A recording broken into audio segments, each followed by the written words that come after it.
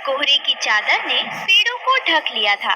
रानो चिड़िया अपने घोंसले के कोने में बैठी कांप रही थी और सामने लेटा था टुन्नू चिड़ा, जिसका पंख फैक्ट्री के हादसे में टूट चुका था। टुन्नू ने रुआंसे स्वर में कहा, रानो, बच्चों को आज क्या खिलाओगे? मेरे पास तो अब पंख भी नहीं बचे कि दाना ला सकूं। तुम फिक्र मत करो टुन्नू, तुमने सालों पानी पूरी फैक्ट्री में पसीना बहाया है। मुझे तुम्हारे हाथ का वो तीखा मसाला याद है। अब मैं अपनी पानी पूरी की रेहड़ी लगाऊंगी। क्या पागल हो गई हो क्या? पास के पेड़ से कालू कौवा काव काव करते हुए नीचे आया। रानो, ये व्यापार करना हम परिंदों के बस की बात नहीं। ऊपर से इतनी सर्दी, कौन आएगा तुम्हारी ठंडी पूरी खाने? अगले दिन रानो ने बरगद के पेड़ के नीचे अपनी छोटी सी मेज सजाई। उसने मटके में बर्फीला पानी भरा और उसमें पुदीना, हरी मिर्च और गुप्त मसालों का मिश्रण डाला। अरे रानो, ये क्या पानी पूरी? इस मौसम में तो लोग चाय खोज रहे हैं और तुम गला बैठाने का इंतजाम कर रही हो। मिट्ठू भाई, एक बार चक्कर तो देखो, ये सिर्फ पानी नहीं, शरीर में आग भर देने वाला तीखा मसाला है। छोड़ो भी मिट्ठू, इसके पास पैसे खत्म हो गए हैं, इसलिए ये सब ढोंग कर रही है। देखना, शाम तक सारा पानी खुद ही पीना पड़ेगा इसे। क्या मैं वाकई गलत कर रही हूँ? तभी उसे अपने भूखे बच्चों का चेहरा याद आया। गर्मा गर्म तीखी पानी पूरी, सर्दी भगाओ, स्वाद पाओ। दोपहर तक एक भी ग्राहक नहीं आया। रानो का आत्मविश्वास डगमगाने लगा। तभी टुन्नू धीरे धीरे फुदकता हुआ वहां पहुंचा। रानो, हार मत मानो।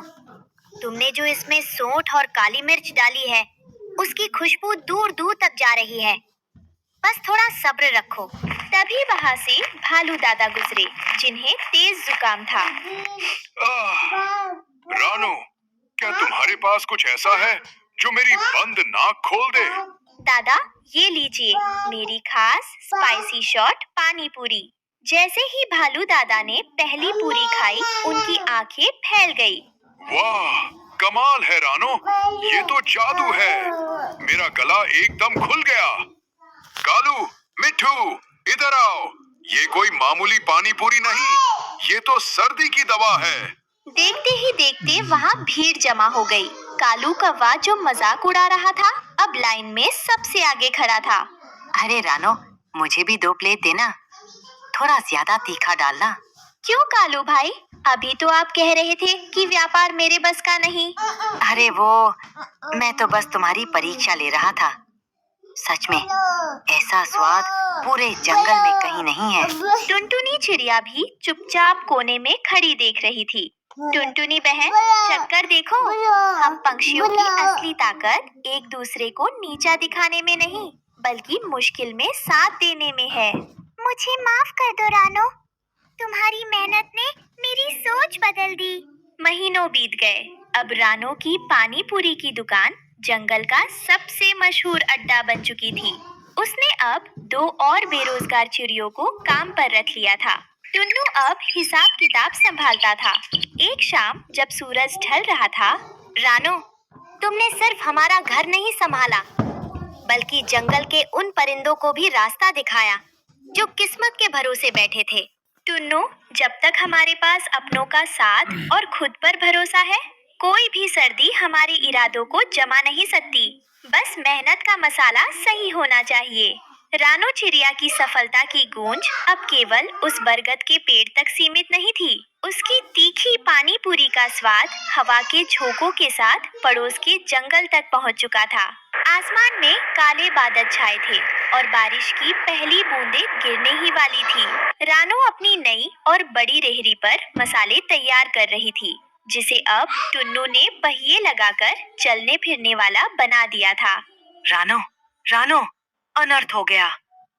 नीलगिरी जंगल के राजा शेर खान के सिपाही इधर ही आ रहे हैं। सुना है उन्हें किसी ने तुम्हारी पानी पूरी के बारे में बताया है और वे बहुत गुस्से में हैं। रानो, चलो यहाँ से भाग चलते हैं। बड़े लोगों का स्वाद बिगड़ गया तो हमारी खैर नहीं। भागना समाधान नहीं है टुन्नू, अगर बात से करेंगे। डरने की क्या बात? तभी झाड़ियों को चीरते हुए शेर खान आए। कौन है वो चिड़िया जिसका जिक्र शहर के बाजारों तक हो रहा है? क्या तुम्हारी ये छोटी सी पूरी मेरी भूख मिटा पाएगी? महाराज, भूख तो मांस मिटाता है, लेकिन ये पानी पूरी आपकी रूह को तृप्त कर देगी। बस एक बार आजमा कर देखें। रानो ने पूरी में उबले चने, थोड़ा सा सॉल्ट और अपना सीक्रेट स्पाइसी पानी भरा। शेर खान ने उसे अपने पंजे से धीरे से उठाया और मुंह में रखा। पूरा जंगल सांस रोककर देख रहा था। अचानक शेर खान की आंखें चमक उठीं। उफ, ये तीखापन, ये खटास। रानो, तुमने तो मेरे गले की सारी सुस्ती ही उड़ा दी। मुझे और चाहिए। देखा, मैंने कहा था ना, रानो का मुकाबला कोई नहीं कर सकता। शेर खान ने रानो को अपने राज्य में शाही स्नैक पार्टनर बनने का न्योता दिया। अब रानो के पास चुनौती बड़ी थी। उसे बड़े पैमाने पर उत्पादन करना था। रानो, मैं और मेरी सहेलियां भी काम करना चाहती है। हम सब बेरोजगार हैं। क्या तुम हमें सिखाओगी? बिल्कुल टुनटुनी।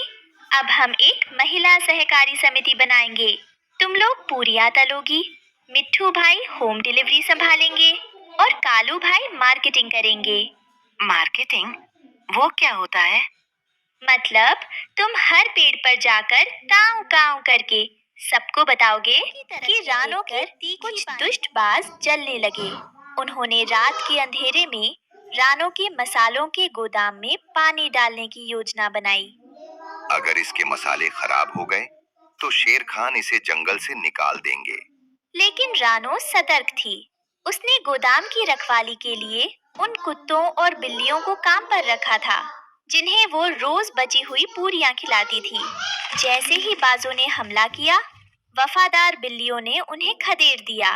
दोस्तों, सफलता केवल पैसे कमाने का नाम नहीं है। सफलता तब है जब आपके साथ साथ दूसरों का चूल्हा भी जले। आज से हम हर शनिवार फ्री पानी पूरी उन पक्षियों को खिलाएंगे जो बीमार या बूढ़े हैं। आज रानो के पास खुद की पूरी फैक्ट्री थी, जहां सैकड़ों पक्षी काम करते थे। टुन्नू का टूटा पंख अब काफी ठीक हो गया था और वो गर्व से अपनी पत्नी को देखता था। रानो, तुमने साबित कर दिया कि एक छोटी सी चिड़िया भी अगर ठान ले तो वो आसमान छू सकती है। मैंने कुछ नहीं किया टुन्नू, ये सब तुम्हारी प्रेरणा और हमारे इन दोस्तों का साथ है। याद रखना, स्वाद जुबान पर नहीं, नियत में होता है। पूरा जंगल अब रानो को पानी पूरी क्वीन के नाम से जानता था और उस ठंडी सर्दी से शुरू हुआ सफर अब एक सुनहरी